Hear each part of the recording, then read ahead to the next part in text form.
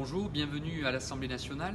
Avant toute chose, je tenais à m'excuser parce qu'une contrainte d'agenda de dernière minute m'a contraint à rentrer en circonscription pour défendre nos services publics sur les territoires. Et c'est d'ailleurs tout l'objet de vos combats, et je sais combien votre association, maillée sur l'ensemble du territoire national, se bat sur ce sujet du maintien des services publics, de la meilleure offre des mobilités sur nos territoires. Vous êtes précieux pour les élus que nous sommes, tant au Parlement que localement, pour nous aider à faire bouger les lignes auprès des ministères, auprès du gouvernement, pour aller vers plus de mobilité, notamment plus de mobilité du quotidien. Alors, l'Assemblée nationale est un lieu propice au débat. Nous avons beaucoup débattu, travaillé ensemble sur la loi d'orientation des mobilités, après avoir participé tous ensemble aux assises de la mobilité. Le texte a amené des avancées majeures, et je m'étais moi-même battu sur le sujet du développement des RER métropolitains, puisque le débat d'aujourd'hui portera justement sur les mobilités dans les villes moyennes, et je pense que la clé du succès, c'est d'utiliser les infrastructures existantes sans aller créer de nouvelles infrastructures forcément, dans un contexte où les finances publiques sont contraintes. Donc vous pouvez compter sur tout mon soutien, et puis vous me savez très attaché en tant qu'ancien cheminot, rapporteur du budget mobilité, à investir sur les travaux de régénération des lignes actuelles, mais investir tout en innovant, parce qu'en effet on ne peut pas continuer à avoir la même stratégie sur nos petites lignes. Et j'espère que le rapport Philizot, qui à mon sens va mettre le doigt sur le volet financier, sortira un jour. Sans doute que le ministre des Transports nous délivrera à la FNOT quelques scoops sur ce rapport.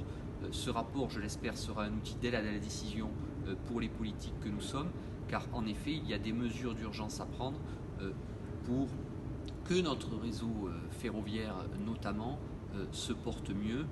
Nos concitoyens attendent, il faut maintenant passer de la parole aux actes, car en effet le choix qui a été fait, c'est celui des transports du quotidien. Aux côtés de Philippe Duron, dans les travaux du Conseil d'orientation des infrastructures, nous avons proposé une programmation ambitieuse pour répondre aux urgences et préparer l'avenir pour les générations futures. Alors l'avenir, il s'inscrira bien entendu avec un parc ferroviaire, une flotte verdie, le verdissement du parc ferroviaire. Vous me savez très attaché à ce sujet. J'ai défendu en tout cas le sujet du train hydrogène qui devra circuler sur notre réseau ferroviaire avant 2022. Il y a une ambition forte sur ce sujet. Je sais là aussi pouvoir compter sur la FNOT.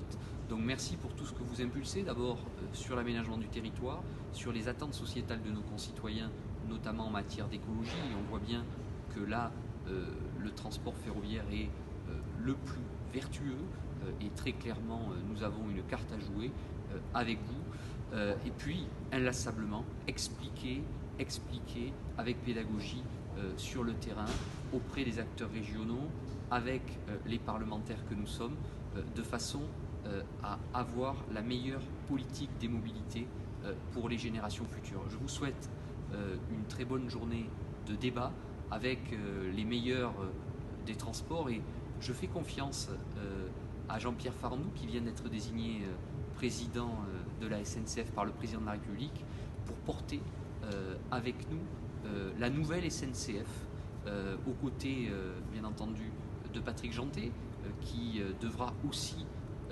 stabiliser la maison réseau de façon à offrir aux opérateurs, parce que le défi de la concurrence est là, un réseau performant pour aller en effet vers la réussite ferroviaire qu'attendent les Français, et que nous devons aux usagers contribuables et à l'ensemble des clients. Je vous souhaite un bon colloque, et une fois de plus, vive les transports, vive les mobilités et vive la France.